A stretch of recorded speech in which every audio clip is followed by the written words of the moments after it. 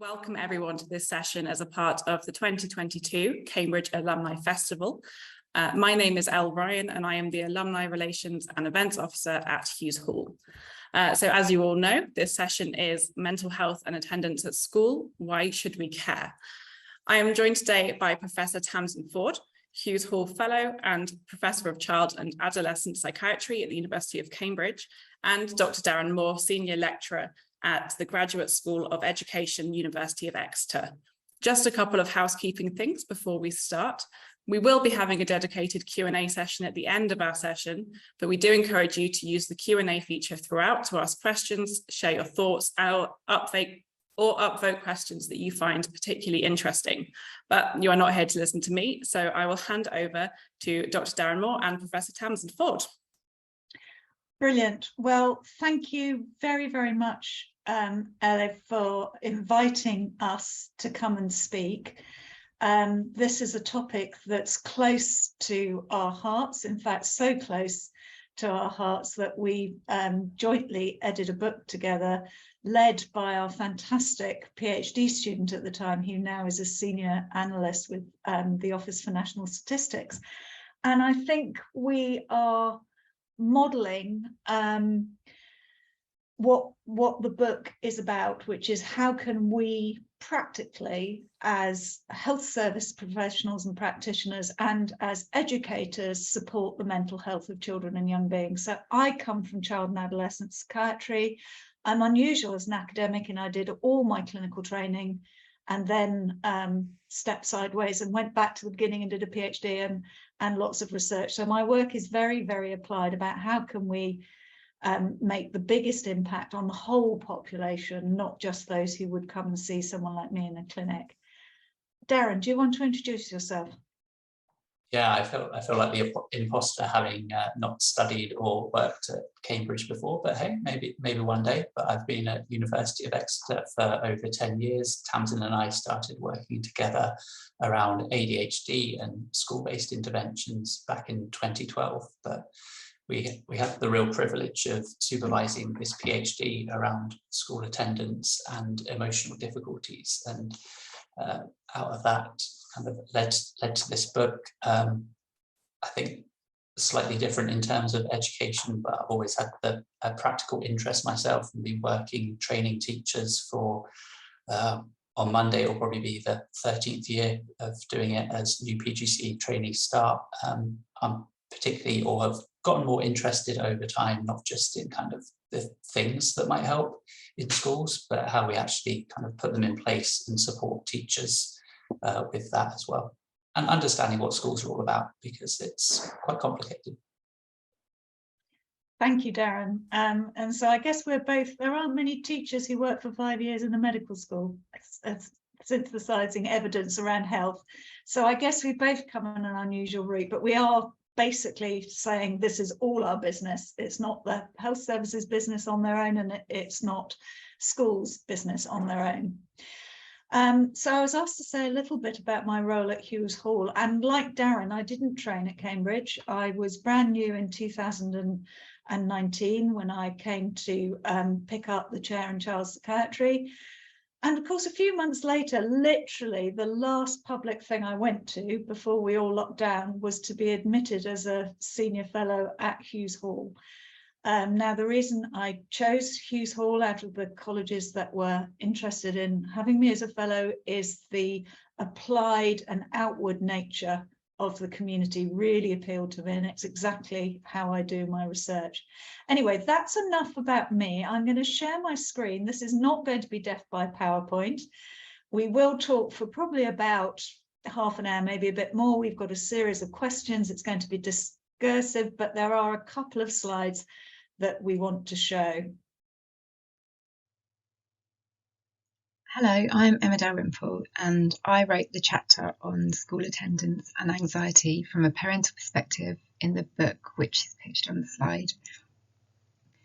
Professor Tamsin Ford asked me to do a brief précis of the chapter, which I will attempt to do for you. Obviously, I go into much more detail in the book, but I think there are a few key points that I'm going to try and summarise for you. To give you some context, I'm the parent of an almost 17-year-old who first showed signs of school-induced anxiety around the age of 8. And this quickly developed into non-attendance, which is frequently referred to as school refusal. And that's something that I challenge quite strongly in the book. Currently, she hasn't been at school for 5 years at all, and she hadn't made it into school for a full week, and usually not more than a few hours a week, really, for 5 years prior to that. So we're talking about a decade of acute school-induced anxiety and non-attendance. And I think it's fair to say that this has had a significant impact on my daughter and on me and on our whole family. For my daughter, I don't think it's an exaggeration to say that she has lost the majority of her childhood. She's been literally incapacitated by anxiety about school.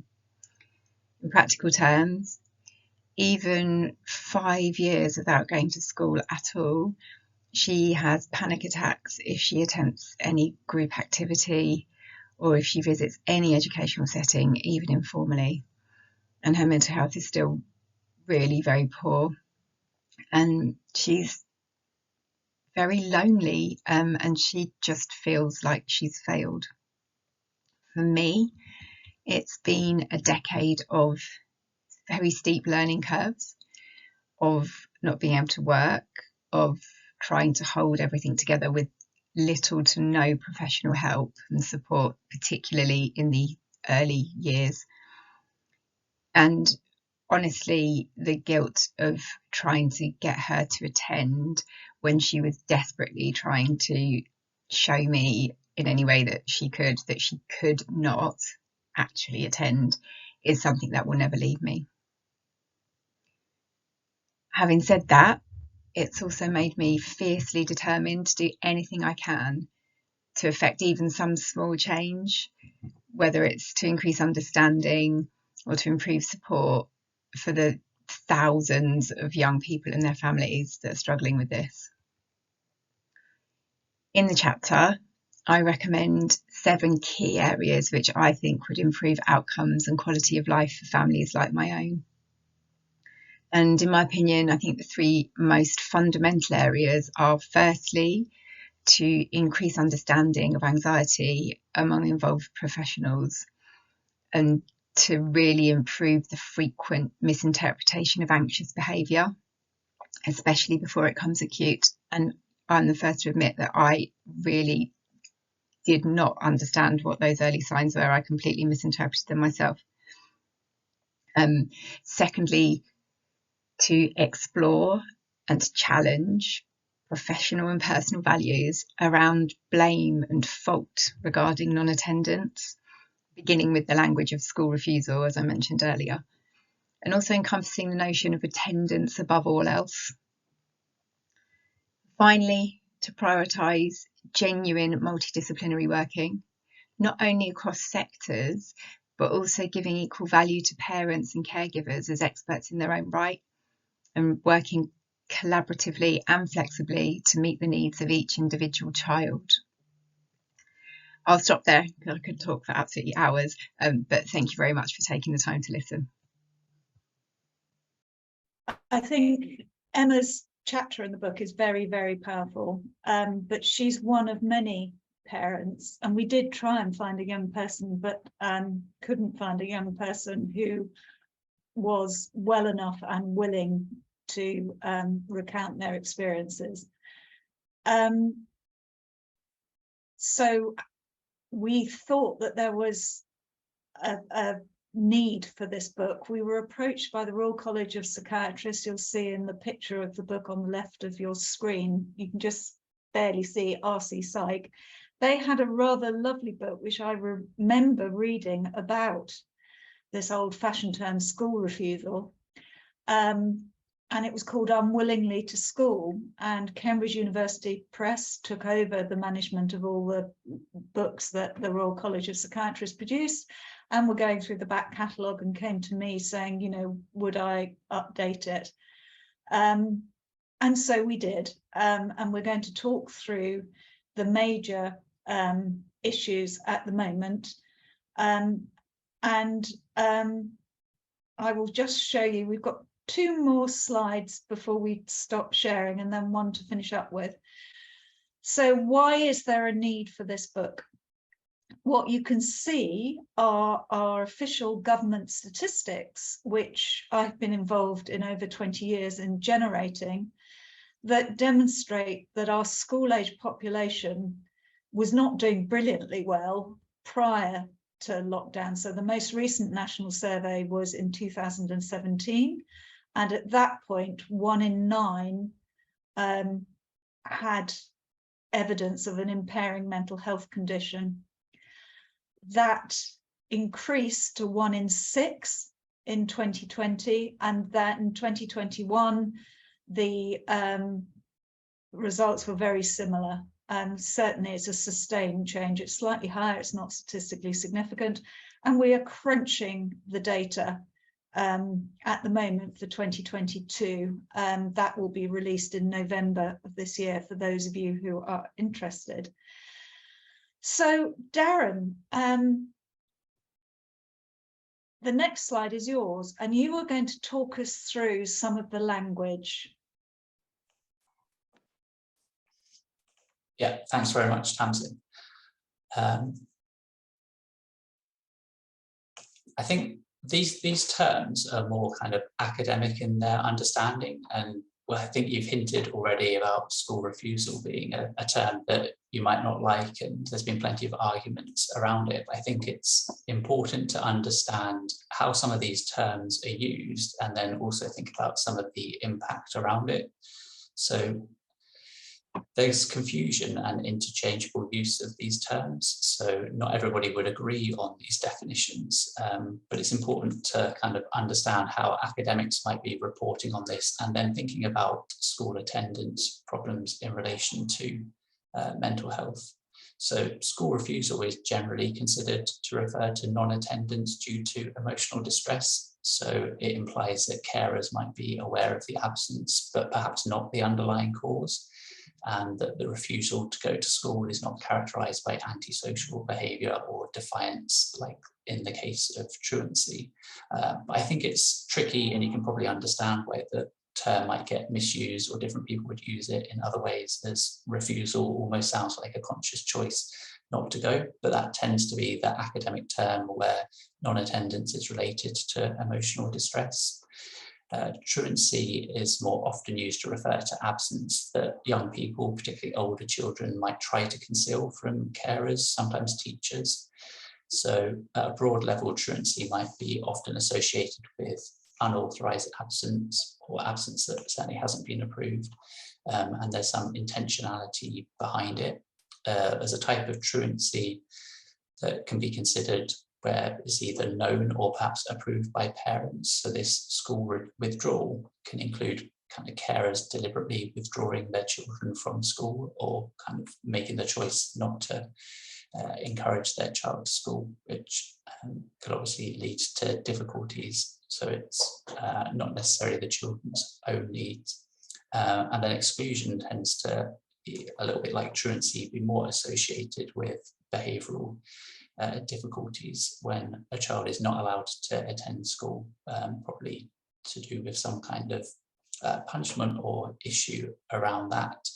But like I said, researchers have argued that these terms are not particularly helpful, particularly because of the lack of clarity between them. Some have argued for a broader term like school attendance problems, acknowledging that the form of that's going to differ greatly between individuals, and it's understanding those individual needs and differences that's important.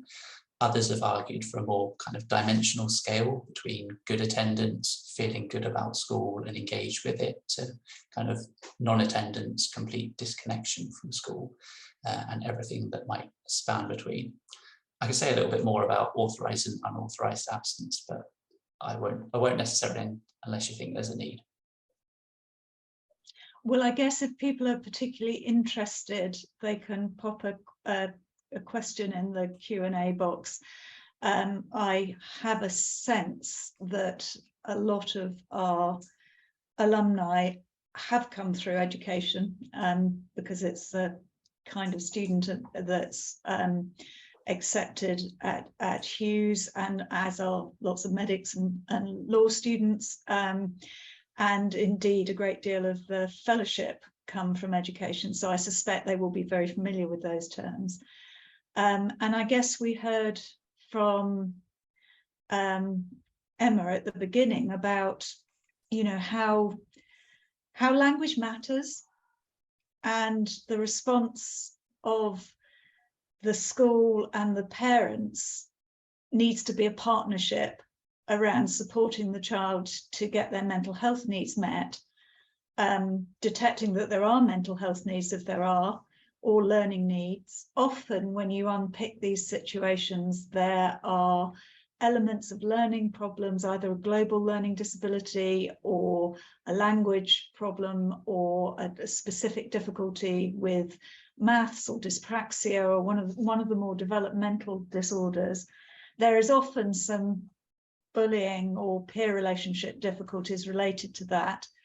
And in a child who's genetically predisposed to respond to stress by becoming anxious, that can rapidly escalate.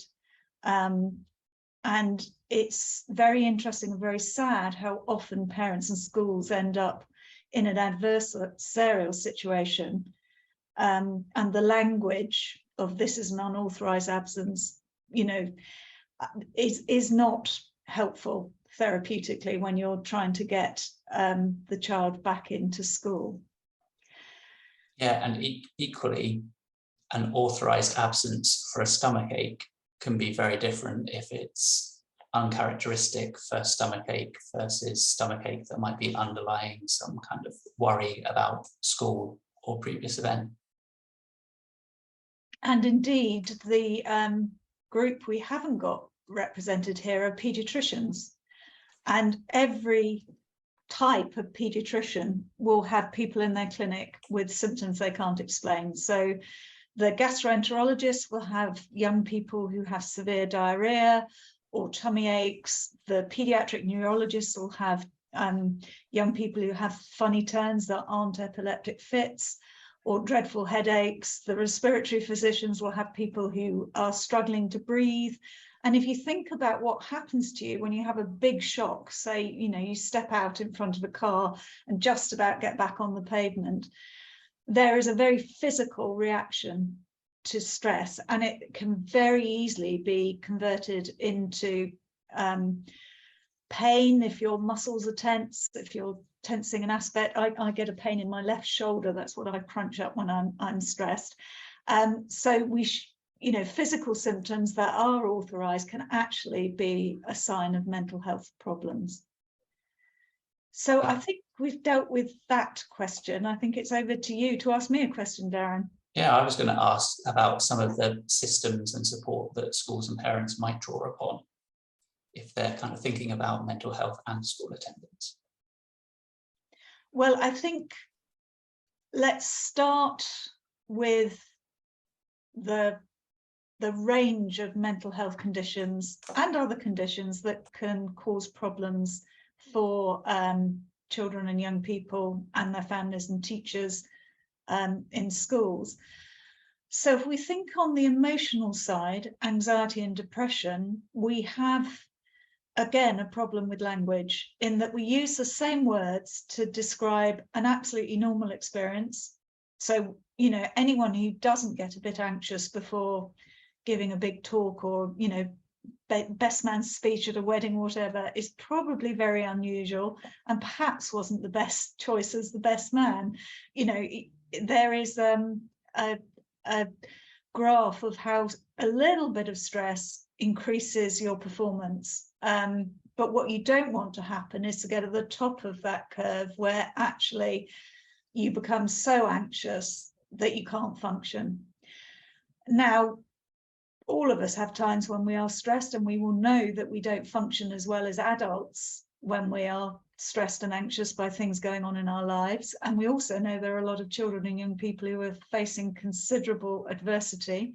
And in the coming weeks and months with the cost of living crisis, that's likely to increase.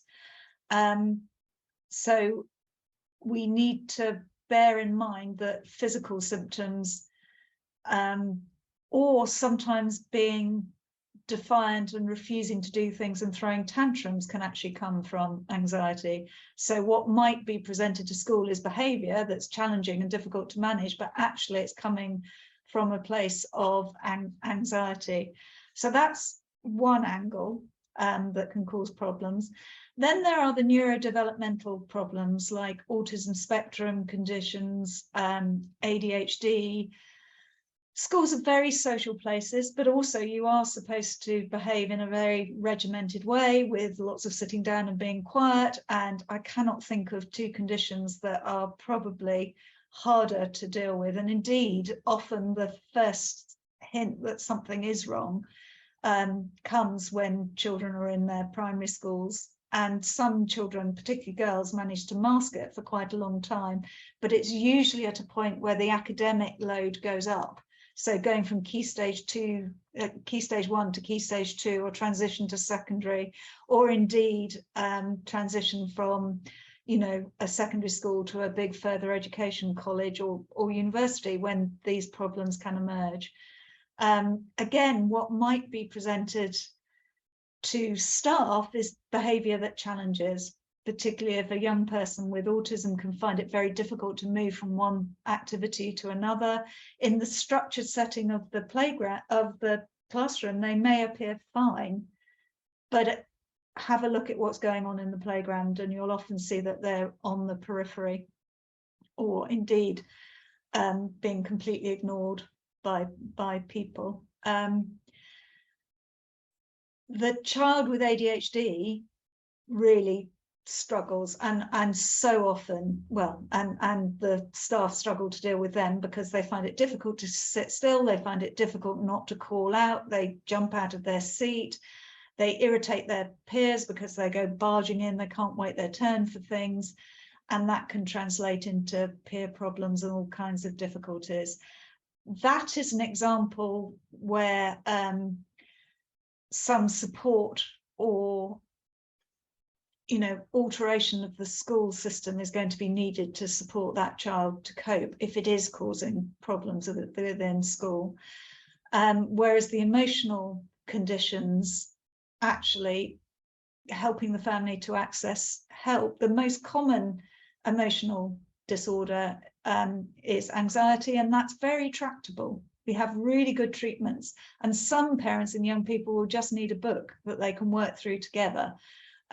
So in terms of resources for practitioners from either health or education, there is a really good online system called MindEd. So it's mind with a capital M and then ed with a, all one word, and there's capital E on it. And these are written by experts. There is a section for parents. There's a section for people who work with children who aren't mental health professionals. And there is, in fact, a section for mental health specialists to refresh their knowledge. And you can either work through it like it's, you know, you're doing a course, or you can think, I'm worried about this child for this reason, and go in and look at that kind of issue. Broadly speaking, in primary school, we would expect to see more little boys who are struggling, and that's partly because the more common conditions at that point are behaviour problems and also the neurodevelopmental conditions, which become less common with age as some luckier young people find ways to get around their neurodiversity and function, and that's what we should be doing for them at home and at school, is finding ways to scaffold them so they can cope and can stay in the situation of school. And actually some of the, you know, if you harness some of the skills of being on the autistic spectrum, you can get superb athletes or people who are really high achievers. I have a friend and colleague whose son is really quite impaired with his autism, but he got 9 9s at GCSE. So very, very bright, if you can just help him cope with the hugely social situation that is a secondary school. And then when you get to the secondary school, in the early years, boys and girls are roundabout equal, but by the early teens, and it really takes off in the mid to late teens, young women are most concerning. And we weren't doing well, as I showed you before the pandemic. The pandemic has really escalated rates of anxiety and depression, and also presentations of eating disorders. So I think that's probably enough about where to find good resources. I would go to MindEd. The Royal College of Psychiatrists has leaflets for parents and information, but it's less tailored and less detailed. It will be, you know, still high standard, and people know what they're talking about. And I think the golden rule, whether when you're wondering if the child in front of you actually has a mental health condition, or is it something milder and more transient, it's if it's persistent and if it's getting in the way of their ability to function in everyday life, at that point you are tipping over from the more normal experience. Few of us would meet the WHO definition of health, which is complete social, mental and physical well-being. Very often in our lives, most of us are, you know, there are grumbles and niggles going on, but actually if it's persistent, it's distressing either the person or others around them, and it's getting in the way of their ability to function, that's the point when it becomes a disorder. So Darren's been quietly listening to me waffle. Now it's my turn, and so I've talked about you know, why what are the kinds of mental health conditions, how does that play out? What do we mean by mental health in the school context? Because I think sometimes the professions that work with children are separated by a common language. So we use the same words sometimes to mean completely different things. And I think the use of anxiety and depression, as I've just outlined, is one of them. And similarly, sometimes we use different words and we mean the same thing. So our major problem is understanding each other. So Darren, do you want to talk about this from the school perspective? Yeah, very, very quickly, I will just kind of reiterate, I did my annual check of MindEd and their course catalogue, and there's even more there recently. If you kind of search for MindEd resources for education settings, it's got recent additions. So Wellbeing for Education Return training is on there. There's link training from the Anna Freud Centre, Place to Be mental health champion training resources are all on there for education settings. So it's a really good resource. Thinking about mental health in school, we recently wrote a paper, the first authors from Norwich, if people want to try and track it down, in British Education Research Journal, about essentially what do we mean when we're talking about mental health and well-being in schools. So I think the first point I would say is that we don't want to, or I at least wouldn't want to assume that if we're talking about mental health and education and ways that we might be able to help, we're just focusing in on the 17% who might have a probable disorder. There's things that we can do, but also focus in terms of good and positive mental health and well-being for all. One of the different ways in which support is being provided to schools, the government are funding some training for senior mental health leads in school settings. One of the aims of that training is for senior mental health leads to be able to go back into school and put in place or kind of make some amends to their whole school approach to well-being, rather than necessarily a focus on mental health and perhaps what we might think about in terms of mental health difficulty. Part of what we did in that paper was to pick apart the idea of people will quite often say mental health and well-being just as a general term without kind of clarifying exactly what they mean. And I think that's important. So I think well-being can be separated from mental health. Well-being is kind of about positive evaluations of life, how we think about ourselves, perhaps in kind of lack of negative feeling, but also associated in terms of how we might feel about our school and school belonging as well. education can't really be detached from mental health and well-being. The World Health Organization defines mental health as a state of well-being in which individuals realize their own ability, which kind of sounds like the work of schools, but it's also quite complicated because there's a lot of pressure on schools in terms of a bit of a performative culture and a focus on results and sometimes attendance or attendance at a 90% level, whereas there's plenty of evidence, definitions and arguments for some of the bread and butter of schools' work to be about encouraging well-being, particularly social well-being and connection with others and the community as well, and personal development, all being really important and relevant for everybody across a school setting. But there's these uncertain relationships between mental health and well-being. I quite like Keyes' dual factor model that kind of recognizes that at one point in time, we might have a diagnosis of a mental health disorder, but our well-being might be quite positive. Perhaps we have learned to cope or we're getting the support. At other times, people are going to be languishing even though they don't have some kind of disorder, and it might be temporary. But that all kind of factors in terms of particularly education and the health services that they might be able to offer. Yeah, so I think the main kind of contribution of that paper, although it's not at all novel, is the idea of personal and social well-being as being central to school education aims, which isn't anything new, but it can feel a little bit like that isn't always the primary aims of what's going on day in, day out. And if we're looking at things like attendance policies, it doesn't always feel that that's the way. Thank you, Darren. So one of the things we were going to talk about was, but surely it's good to go to school.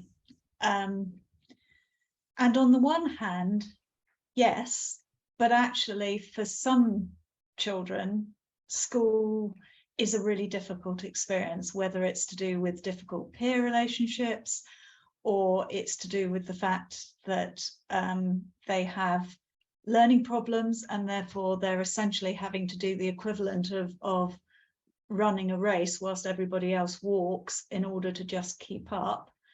And for some of them, it can be about, you know, worries at home and not wanting to leave a mother who's depressed or a father who's depressed or a sibling who's in trouble, having caring responsibilities.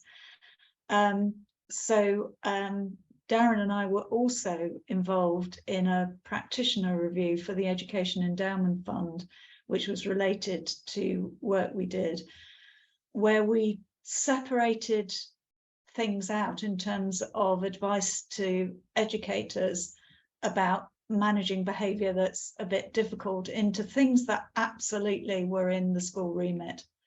So peer relationships within the school itself, the climate of the school, the whole school ethos, having a way of showing children how to resolve conflict is a really, you know, there's some key skills that schools can be really instrumental in imparting, such as conflict resolution,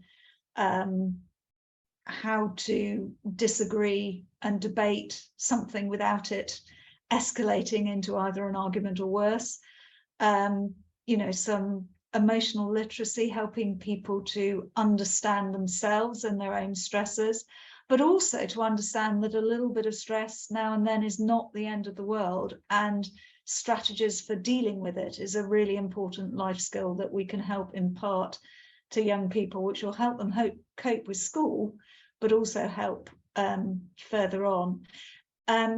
So there are things within the school situation that the teachers have direct, or the educators have direct control over.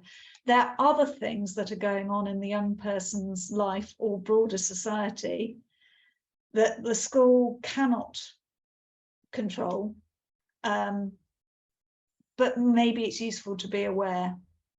And that there's a kind of quadrant in terms of functioning where ideally our behaviour and our mental health is good, and we're feeling positive and life is going well, and that's on a spectrum, and diametrically opposed to that is the influences in our life. And we all hope that we're in the box where life's going well, our influences are good, and our mental health is good. What you can do as a school around a child and young person is to try and tweak the influences that you have control over. So that can be peers in school, it can be about alternative ways of accessing things. For example, for a child who's anxious, gentle exposure to what makes them anxious is helpful, but it absolutely needs to be done at the pace the child can cope with, and can be really counterproductive to put pressure on the child and family to do it faster, because that can just increase everybody's anxiety. And then you're back to square one with a child in their bedroom, not able to come out. We hear a lot in some of the research we're doing. So we're doing a project called HELP, Health Outcomes for Young People in Education, which is related to special educational needs provision across the country. And our work is very much about liaising with the stakeholders, including young parents and families and schools and local authorities. And the level of frustration at every level just brings people into conflict. But if you can try to step back and to think about the pressures that the other person is under, it can only be helpful. And the number of times we are hearing about particularly young people on the autism spectrum, particularly schools with very strong zero tolerance behaviour policies that are being very punitively administered, who become so terrified that they'll do something wrong they can't even get into school. And whilst I'm not for a minute advocating that we shouldn't be helping young people behave, I think we need to really stop and think what we're doing if it's resulting in a quite significant chunk of the population not being able to go. Darren, is there anything you would like to say from the educator's perspective on how we can support mental health at either a whole school or a more targeted level? Yeah, I will just pick up on something. So you reminded me a little bit about kind of behaviour report and recommendations, and one of the implications of that in terms of there's this spectrum between positive and negative behaviour, but also positive and negative influences, was this idea, kind of empathising with the idea that teachers ought not be trained to be screening for diagnoses. That's not part of their role. Understanding mental health and well-being is obviously important, but being able to be perceptive and spot the changes in terms of somebody who typically their behaviour might be good and influences might be good, but if behaviour is slipping, kind of thinking about what that's uncharacteristic, why might that be? Or if we know that there's some kind of external influence, something negative has influenced a child's life, being more accepting to, well, that might have an impact on behaviour, but how can we support the child in that way, was kind of a key recommendation there. In terms of schools and whole school approaches, there's so much that can be done, but it's really tricky in terms of changing things at a system level. I think, although it's very challenging, current research and ideas around mental health literacy and supporting young people to be able to express themselves in terms of emotions and what that means, and starting early in terms of recognizing our emotions and how they might change and fit in certain circumstances, is really important. I think behind that is just, to a certain extent, normalizing talking about emotions and things like that. And talking about emotions and resilience and stress can be a way in that is perhaps more comfortable to talk about for education staff across a whole school, rather than feeling like we need to tackle mental health. So I think I would just add to that, you know, teachers are really, really busy, as are teaching assistants and all staff who work in schools. We can't be expecting teachers to be therapists on top of that. However, there are things that they can do to promote a respectful ethos. So bullying, it will happen in all schools at some time. Just, you know, the constellation of personalities that you have. It's how the school responds to it when it does happen that's really important. And it is probably our most tractable public health measure after socioeconomic inequality, that if we could reduce bullying, which if severe and persistent casts a shadow over adult mental health as well as child mental health, it would greatly reduce the burden. And of course, bullying is not great for the perpetrators as well as the victims, because children who bully end up being grown-ups who bully, and then they end up lonely and with broken relationships. So for everyone involved, having good conflict resolution and a good whole school and individual approach to handling peer relationship problems is, you know, is really important. And we have a lot of evidence about what can be done, lots of good programs. We're just not as good as we should be at implementing them. The other thing I would say is I was part of the of two big trials in schools, one called STARS, supporting teachers and children around mental health in schools. I ran the first one in the West Country, which we trained one teacher from each primary school in the Incredible Years Teacher Classroom Management course, and then followed the children. We had insisted on single year groups. We followed the children for the next 2 academic years into different classes. So at that point, a different teacher was teaching them. And what we demonstrated, and was also found by a couple of other studies, one in Canada and one in the United States, is actually there was not terribly convincing evidence of an improvement in everybody's mental health. But for those who were struggling at baseline, in our study, there was a sustained improvement over the next 2 years. Now, that's really exciting. And, you know, the Incredible Years program is one example of a fairly structured program that can be adapted. But there's a book that goes with it that teachers and teaching assistants could read and implement bits of it themselves. So I'd encourage people to go and have a look at that website. The other big trial I was involved with was the Myriad trial of mindfulness in schools, which reported earlier this year, and some of you may have heard about it. I think we were quite fairly covered in the press, but I think the saddest headline was the Daily Mail saying kids find mindfulness boring. I think, you know, this was a very large study, 85 secondary schools. The children were followed for 3 years. We trained teachers to deliver a mindfulness-based curriculum. So it was a course over 8 weeks of PSHE lessons, which is quite a big chunk for schools to find.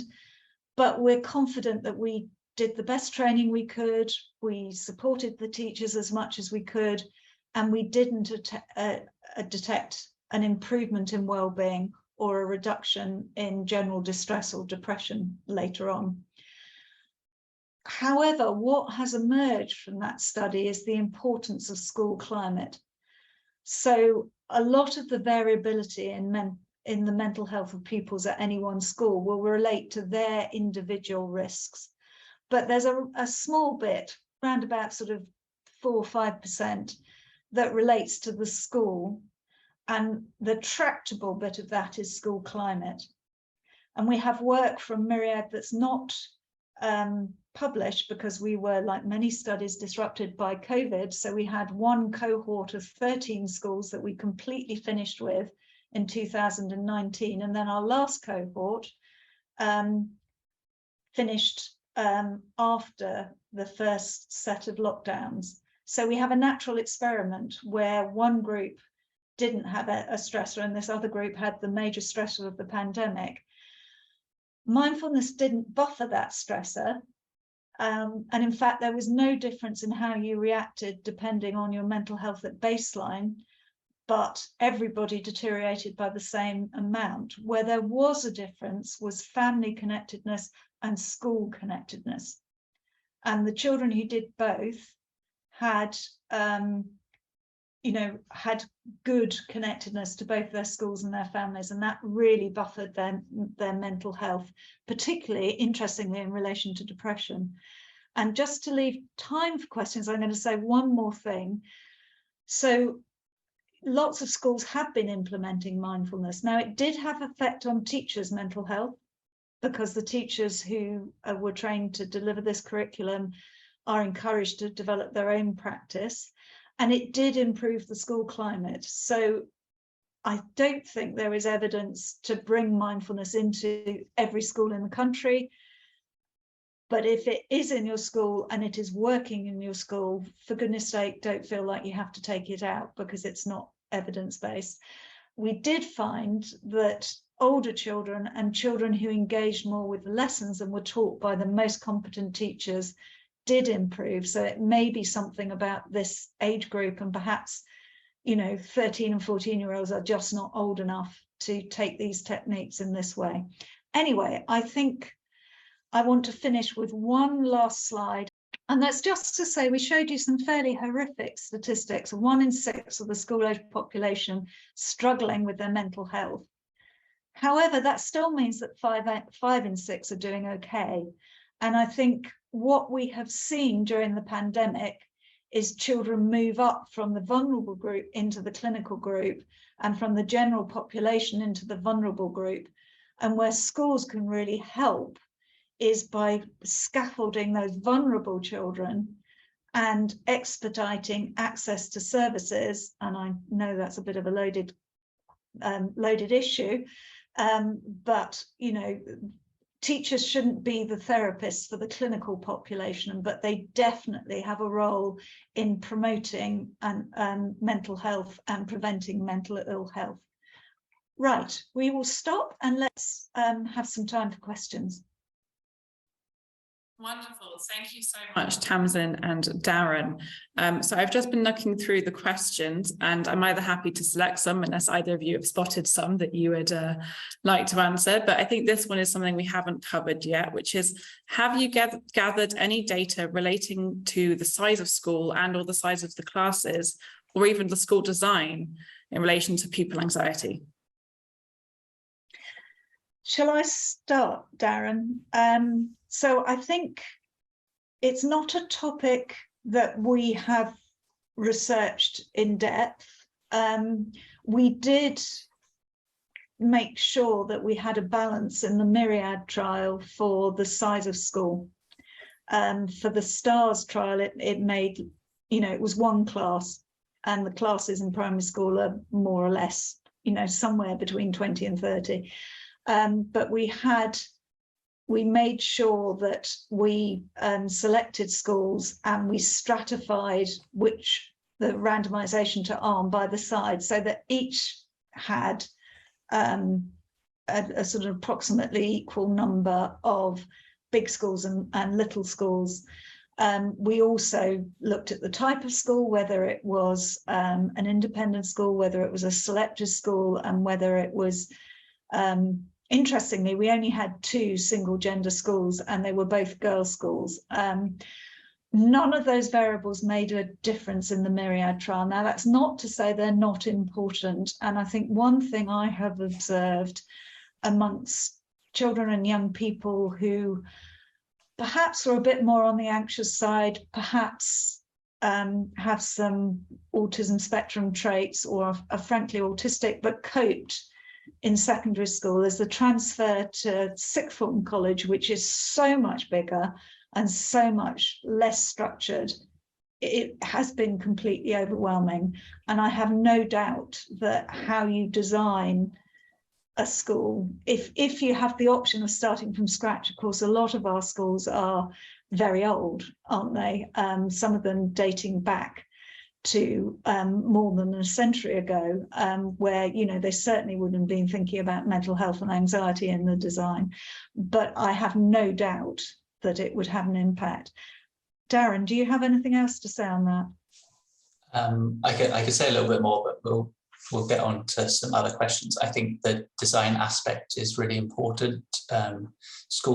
Big schools might just have to work harder on kind of connectedness and kind of school belonging, but it's certainly possible. But the design of schools can make some difference, but also be something to think about. Lovely, thank you both. I'm just looking through, apologies if we don't get to your questions, but I'm trying to pick ones that we haven't already vaguely covered. So this one's from Heather, and Heather asks, I'm a sixth form teacher and I have definitely seen a trend even before the pandemic of young people's mental health seeming to be less and less good. What factors do you think have contributed to this? Given what you said about the importance of social connectedness, I wonder about the impact of social media and mobile phones.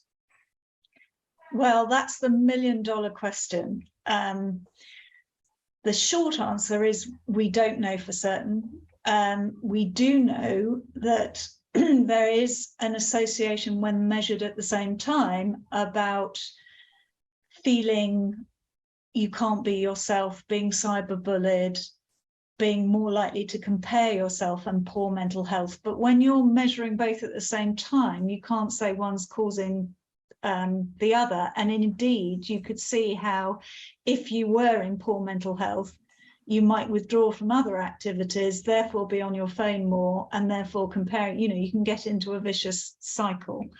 I'm very aware of Amy Auburn, who is a colleague at the CBU, this is her area of expertise. And what she would say is we lack really good longitudinal data, and it's really difficult for schools in terms of their policies about phones, because we can't tell you for definite that they're good or bad for mental health. And I think the answer will be much more nuanced. So I see really positive use of mental health of social media for children and young people, like sharing homework when somebody doesn't know, supporting each other to complete tasks. During the pandemic, it was certainly a way for people to have some social interaction. But there is data from Facebook, which they tried to conceal, that they realized that Instagram and likes was having a negative effect on young people's mental health. So I think it will come down to the characteristics of the individual, what social media they're using and how they're using it. Darren, do you have anything to add to that? Just that screen time and mobile phone use is nuanced. Another variable like sleep kind of interacts with the link to mental health, and the thing to do, challenging as it might be, is to talk about kind of use of mobile phones and social media and how it makes young people feel, because there is kind of this recognition, whether we're looking at research or kind of closer to home, that young people are aware of how it makes them feel and kind of triggers around it. And it's maybe just encouraging kind of a recognition of that and positive use, because social media can be positive, as can mobile phone use. Absolutely. And in fact, Amy Auburn had a student last year examine those who lacked access to a device during the pandemic, and their mental health was significantly worse. So digital exclusion is not great for mental health, and it's a bit like handling other risks. We need to help our young people use them safely, because actually in the world they're going to be adults in, the option not to use them is not going to be there, I don't think. Lovely, thank you. I think we might have time for one or two more. Rachel asks, is there any difference found in the mental health of the anxious child in the holidays versus term time? That's a really perceptive, good question. And the short answer is absolutely yes. So the parents and carers of children who struggle to go to school, and sometimes these may be struggles that teachers and teaching assistants may not be aware of, are painfully aware of difficulties around holidays. Sometimes just a weekend or a half term is enough to throw people back. And so a pattern that you can look for is a child that's either late or tending to miss Mondays or tending to miss days after holidays, because anxiety is really sneaky. You know, our system is evolved to identify a threat and to either run away from it or fight it. And if you run away from something, you know, you avoid something that makes you anxious, you feel better. But the trouble is you're even more anxious when you're faced with it again, which is why part of the treatment for anxiety is teaching people how to relax, how to keep control of their breathing, how to keep control of panicky thoughts, and then very gently testing out the fact that the thing they're reacting to is not as dangerous or anxiety provoking as they feel it is. I just add that I don't have data on it, but I strongly suspect that there's fluctuations within term times and different points in the school year in terms of stresses, and that's going to change according to school and age, but also in terms of the difference between half-term holidays versus summer holidays. Absolutely. The bigger the gap, the harder it will be for the anxious child to get back. And I think I'm reminded of a little girl, she was 16, that I saw with a clinical psychologist in my very, very first job as a junior psychiatrist before I specialised in child psychiatry, who was really depressed. And I was asked to see her as a psychiatrist to think of prescribing for her, which, you know, we don't do much for children and young people. And certainly this was over 20 years ago, we didn't then. And I was just about reaching for my prescription pad, and she became, you know, she had her 16th birthday and just walked out of school, and she was transformed. It was like me, you know, meeting another child. And likewise, a young boy who had struggled, he'd missed lots of school. He was from a very vulnerable family. They'd moved around the country in refuges because of domestic violence, and he likewise had dyslexia, I think. And you can imagine he wasn't functionally literate and had no support. So how do you cope with secondary school if you can't read? And he was excluded in the end. And immediately, again, he was somebody I was about to reach for a prescription pad, and then he came in with his mum, and it was a different boy. So the environment that children are in can, as with adults, can profoundly affect their mental health. Thank you. I'm afraid we're actually out of time, but thank you everyone for your questions, and I'm sorry to those we didn't manage to get around to. And thank you especially to Tamsin and Darren for your amazing and interesting talk. If people have left emails, I'm quite happy to have a look through the questions we didn't get to and do a written answer if I have one, if that would be helpful, that you could make available to delegates. Yeah, absolutely. And you can also ask any questions that you'd like us to direct Tamsin and Darren to the Development Office inbox at Hughes Hall. So you can see our website link at the top of the page here, which is hughes.cam.ac.uk/alumni, and you'll find our contact details there, and we'll be very happy to help you. Thank you.